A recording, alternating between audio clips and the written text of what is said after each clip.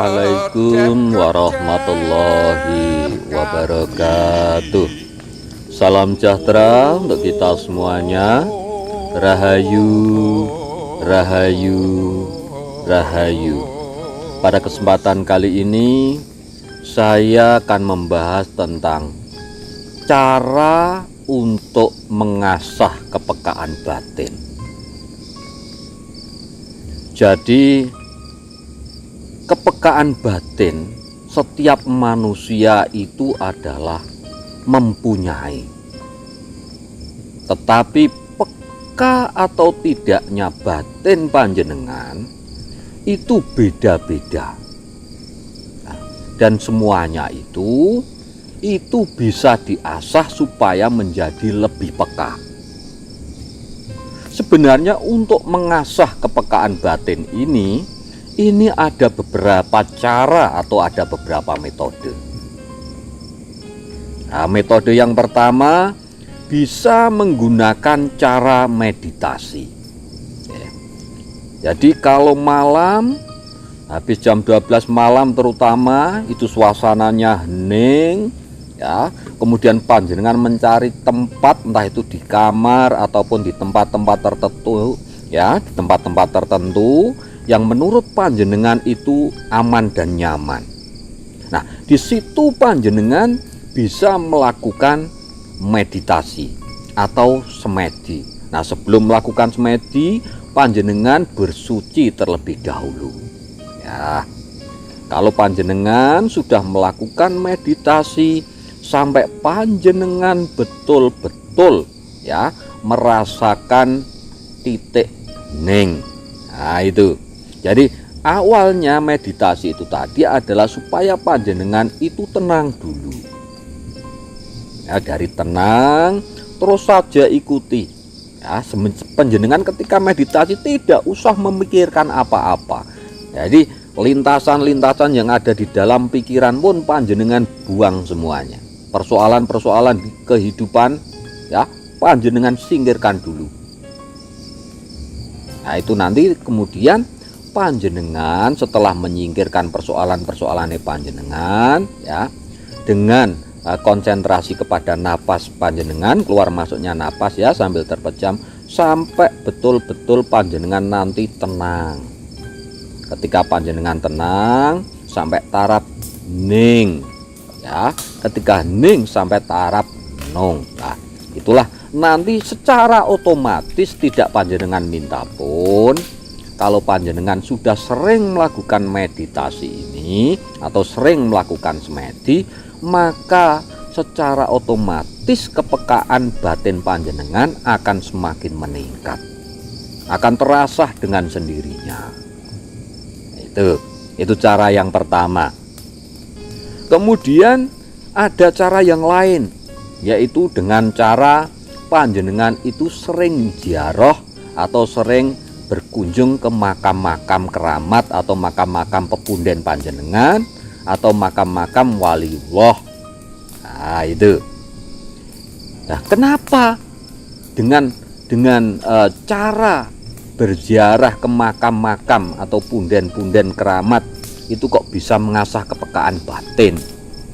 Jadi begini, biasanya di tempat keramat ataupun di makam-makam waliullah itu ya, itu biasanya sering digunakan untuk berdoa. Nah, dan doa itu biasanya adalah doa-doa yang baik. Maka secara otomatis energi yang ada di lingkungan itu tadi, itu energi positifnya akan semakin tinggi. Jadi dayanya akan tinggi. Ketika panjenengan masuk di situ ya, sambil mendoakan ya arwah yang ada di situ atau pepunden yang ada di situ atau danyang yang ada di situ ya, panjenengan terus melakukan meditasi atau semedi, atau kalau tidak panjenengan tenang saja di tempat itu. Itu secara otomatis nanti energinya itu tadi yang ada di lingkungan itu tadi akan terserap oleh panjenengan. Dengan begitu maka kepekaan batin panjenengan juga akan terasah, juga akan meningkat. Panjenengan itu, badan panjenengan itu kan seperti benda yang bisa merekam. Panjenengan itu kan 70% lebih itu kan kandungan tubuh panjenengan kan air. Jadi air itu bisa merekam apa saja yang ada di sekeliling panjenengan. Nah, ketika energi di sekeliling panjenengan itu bagus, dayanya tinggi, energi positifnya tinggi, maka secara otomatis badan panjenengan akan ikut menyerap energi itu tadi. Nah, seperti pita kaset lah ya, panjenengan akan merekam semuanya. Itu secara otomatis, secara alamiah begitu. Ya, ketika di situ panjenengan tenang atau mungkin memejamkan mata, maka nanti lama-kelamaan panjenengan akan bisa merasakan getaran energi atau pusat-pusat energi di sekeliling panjenengan itu, panjenengan akan bisa merasakan. Nah, itu cara yang kedua ya, dengan ziarah ke makam-makam keramat. Nah, kemudian ada cara yang lain lagi, yaitu dengan cara panjenengan itu berzikir. Nah, ini ya, sering berzikir atau wirid setelah ini sesuai dengan agama dan kepercayaan masing-masing, atau sering membaca mantra. Nah, itu juga bisa, yang artinya mantra itu adalah segala sesuatu, kata-kata, nah, ya kata-kata motivasi baik yang diulang-ulang, itulah mantra sebenarnya, seperti doa sama itu sebenarnya. Nah, kalau panjenengan sering melakukan hal itu, maka secara otomatis nanti juga panjenengan itu akan menuju kepada taraf tenang. Ya, ketika sudah mencapai taraf tenang, ya, nanti juga akan sampai pada titik ning dan nung. Nah, itulah. Jadi akhirnya nanti secara otomatis akan terasa dengan sendirinya kepekaan batin panjenengan. Itu dengan cara berzikir atau wirid atau membaca mantra-mantra. Itu. Kemudian cara yang selanjutnya ya, itu yang untuk mengasah kepekaan batin panjenengan, itu bisa dengan cara panjenengan itu kungkum. Nah, kungkum berendam di dalam air, yang lebih bagus kalau di sumber mata air langsung. Nah, ini luar biasa. Jam 12 malam panjenengan kungkum, dengan niatan saja, diniat minta kepada Tuhan Yang Maha Kuasa, Allah Subhanahu wa Ta'ala, supaya panjenengan tambah dibukakan mata batin panjenengan supaya lebih peka. Nah, itu tergantung niat panjenengan ya.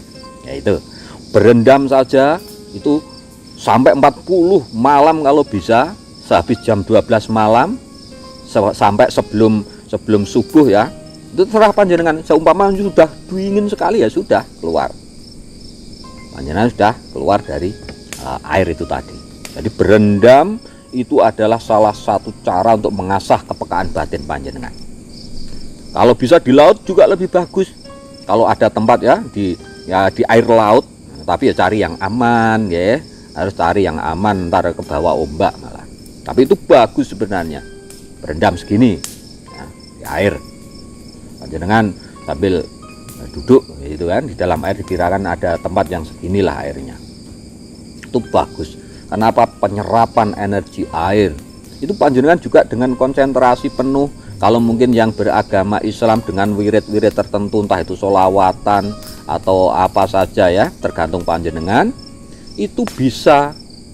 Jadi akhirnya nanti juga bisa mengasah kepekaan batin panjenengan dengan cara itu tadi, berendam atau topo kungkum. Nah, itu juga bisa dikatakan kungkum ya, berendam di dalam air jam 12 malam lebih kalau bisa. Jadi sehabis jam 12 malam, karena apa? Sehabis jam 12 malam itu energi atau ion positif air itu paling tinggi. Nah, itu makanya energi atau ion positif air yang paling tinggi itu tadi akan diserap oleh panjenengan. Maka nanti akan mengakibatkan kepekaan batin panjenengan juga akan semakin meningkat. Kemudian cara yang selanjutnya, nah, ini cara yang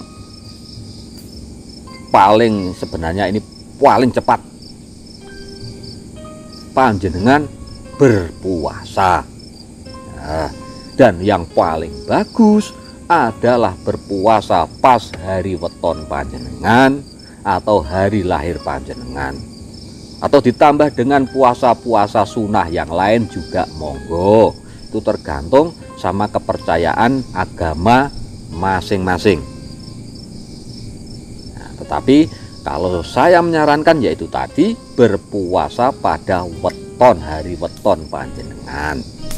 Nah, weton kelahiran panjenengan berpuasa. Ini bisa 1 hari atau bisa yang 3 hari atau apit weton, atau yang puasa 4 hari dari hari weton sampai plus 3 hari setelah weton, itu juga bagus. Karena apa? Dengan berpuasa itu panjenengan nanti akan bisa menekan dan mengendalikan hawa nafsu panjenengan. Dan juga banyak manfaat yang lain, bisa melatih kesabaran, juga bisa melatih tidak marah, kemudian juga tambah sehat badan panjenengan, banyak sekali manfaatnya. Dan terutama ini tadi, untuk mengasah mata batin panjenengan itu tadi akan semakin peka dengan cara berpuasa weton. Jadi itu tadi ada beberapa cara atau metode untuk mengasah kepekaan batin.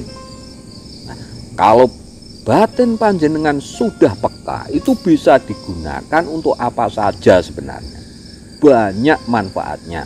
Untuk menerawang atau ilmu penerawangan juga bisa, nanti akhirnya bisa merogoh sukmo juga bisa, akhirnya nanti dengan firasat panjenengan semakin tajam, banyak sekali manfaatnya.